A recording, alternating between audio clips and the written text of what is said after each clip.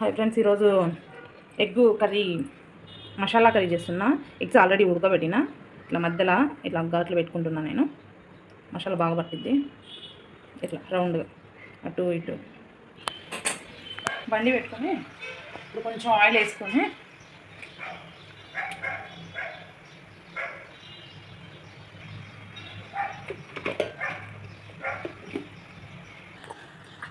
దీంట్లో కొంచెం చిటికెడు పసుపు వేసుకున్నాం, కొంచెం కారం, కొంచెం కారం వేసుకున్నాం, కొంచెం సాల్ట్, కొంచెం సరిపెట్టి కొంచెం తిప్పేసి ఎగ్ సైడ్స్ వేసుకున్నాం.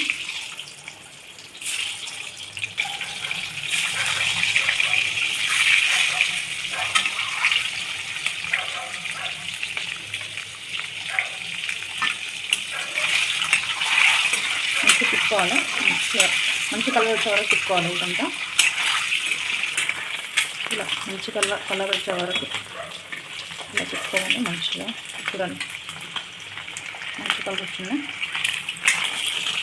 ఇట్లా గుడ్లు వేపేటప్పుడు ఉప్పు కారం ఇది వేసుకుంటే గుడ్లకు మంచి పడుతుంది. ఇట్లా గుడ్లు ఎప్పుడు ఇట్లా కట్ చేసి వేసుకుంటే మసాలా కూడా మంచి పడుతుంది. ఎగ్ కూడా బాగా తినేటప్పుడు రుచిగా అనిపిస్తుంది. బాగా ఇలా చాలు, మనం ఇది తీసేసుకోవచ్చు. ఇప్పుడు ఇలా కలర్ చాలా వేయించుకొని నెక్స్ట్ టైం ఇదే ఆయిల్లో ఇప్పుడు ఈ ఆయిల్ సరిపోయిద్ది మనకు. ఆల్రెడీ దీంట్లో ఆయిల్ ఉంది, సరిపోయిద్ది. ఈ ఆయిల్లో కొంచెం ఇగో ఇలా పొడవుగా కొంచెం లావైన ఇగో ఇంత లావు చాలు కట్ చేసుకొని ఇవి కూడా వేసేసుకోవాలి. ఒక 2 పచ్చిమిరకాయలు, 2 లేదా 3 వేసేసుకొని తిప్పుకున్నామండి. మంచి కలర్ రావాలి. ఇది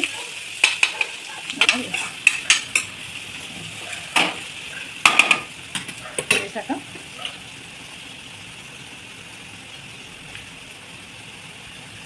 దీంట్లో కొంచెం ఎల్లిపాయలు వేసుకోవాలి.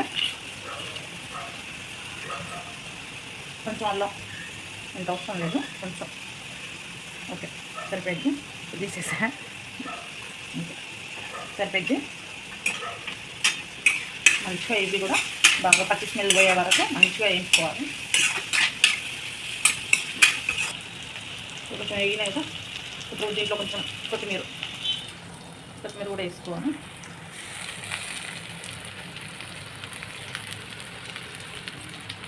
నీట్గా కడుక్కోండి. కొత్తిమీర మధ్య వస్తుంది, వస్తున్నాయి. ఇట్లా మంచిగా ఇంకా వేయగలరు. ఇంకొంచెం మరీ ఎక్కువ వేయకూడదు, ఇంకొంచెం చూడండి ఇలా వచ్చింది.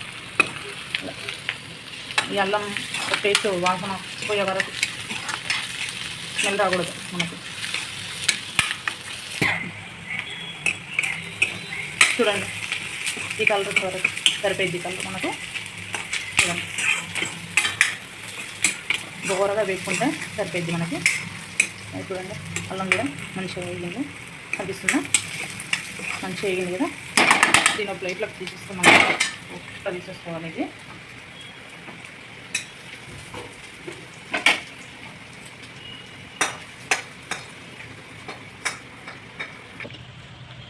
ఇప్పుడు ఈ ఆనియన్ వేపుకున్న ఆనియన్ చల్లారిపోయినాయి. ఇప్పుడు మిక్సీ గిన్నెలో వేసుకొని మిక్సీ వేసుకోవాలి, పేస్ట్ చేసుకోవాలి. ఇదంతా దీంట్లోకి ఒక బౌల్ పెరుగు వేసుకుంటున్నాను నేను. ఇది తోడు పెరుగు, ఇంట్లో పెట్టిన పెరుగు. దీంట్లో పెరుగు వేసేసుకొని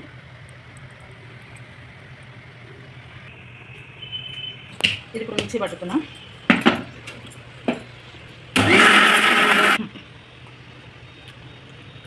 ఇలా పేస్ట్ వేసుకోవాలి మెత్తగా.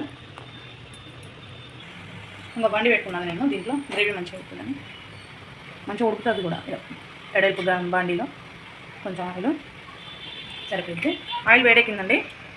ఇప్పుడు రెండు ఇవి చెక్క, 2 జాలు, ఒక 4 యాలకులు, కొన్ని లవంగాలు, ఒక 6 లవంగాలను, ఒకటి బిర్యానీ ఆకు కూడా వేసుకొని ఒకసారి తిప్పుకోవాలి. మంచిగా అవుతాయి. నెక్స్ట్ ఇప్పుడు ఈ పేస్ట్ మొత్తం దీంట్లో వేసేసేయాలి.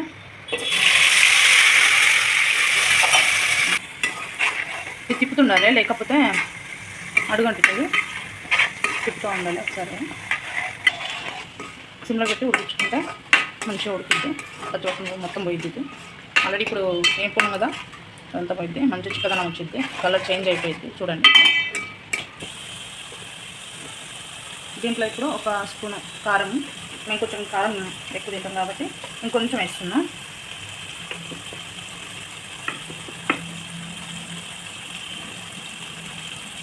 కొంచెం సాల్ట్, సరిపడా సాల్ట్ వేసుకోవాలి. ఎందుకంటే గ్రేవీ కూడా ఇంకొంచెం వాటర్ పోసుకుంటాం కాబట్టి సరిపోయింది సాల్ట్.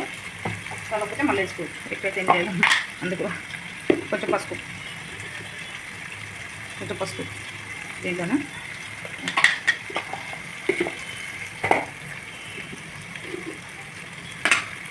కొంచెం ఇంట్లో పట్టుకున్న గరం మసాలా అయితే చాలా మంచిది మనకు. దీంట్లోనే ధనియాలు అన్నీ వేసి పట్టుకుంటాం కాబట్టి ధనియా పౌడర్ అవసరం లేదు ఇంకా మనకు. కొంచెం మసాలా చాలు, ఆల్రెడీ మసాలా వేసినాం కాబట్టి. ఇలా మొత్తం కలర్ మొత్తం చేంజ్ అయిపోవాలి, మాడడం కాదండి. ఇప్పుడు ఉప్పు కారం మసాలా ఇవన్నీ వేసినాం కదా, ఇలా మొత్తం పేస్ట్ అంతా దగ్గరికి అయిపోయింది. ఉప్పు కారం మసాలా ఈ స్మెల్ కూడా పోయేదాకా ఒక్క 2 నిమిషాలు 2 మినిట్స్ ఇట్లా ఆఫ్ చేయాలి, ఉంచేద్దాం. మూత పెట్టకూడదు. ఇప్పుడే ఇందాక మిక్సీ పట్టుకునే దాంట్లో కొంచెం పేస్ట్ ఉంటే దీంట్లోనే వాటర్ వేసినాను నేను. వచ్చేసి పేస్ట్ ఎందుకనేసి అలా ఈ వాటర్ కావాలి. చూసారా గ్రేవీ ఇలా వచ్చింది.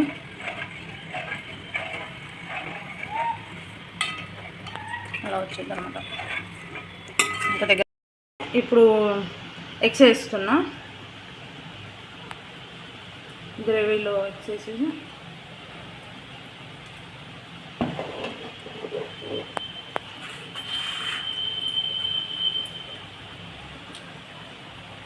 ఇప్పుడు మంచిగా కడుక్కున్న కొత్తిమీర,